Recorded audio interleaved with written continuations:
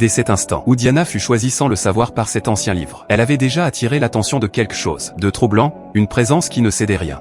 Ce jour-là, Diana fut invitée à participer à un forum académique à l'université. Mais dès son arrivée, elle sentit que quelque chose n'allait pas. Le sorcier Knox était là, l'observant à distance. Il s'empara du livre de la vie entre ses mains. Knox ne s'embarrassa pas de discrétion. Il pénétra dans son esprit. Sa voix s'imposa directement dans ses pensées. Il l'avertit de ne pas le provoquer, de ne pas l'obliger à la contraindre à invoquer le livre. Face à cette menace, Diana ne répondit pas. Elle se retourna et s'éloigna. Mais lorsqu'elle franchit la porte, la panique se lisait encore sur son visage. La voix de Knox résonna de nouveau. Cette fois, il ne chercha plus à dissimuler sa puissance. Une pression invisible se resserra autour d'elle, exigeant qu'elle lui remette le livre de la vie. Cette fois, Diana ne s'enfuit pas, elle s'arrêta. Une énergie instable vibrait autour de ses mains. Elle leva les yeux et croisa le regard de Knox au-dessus d'elle.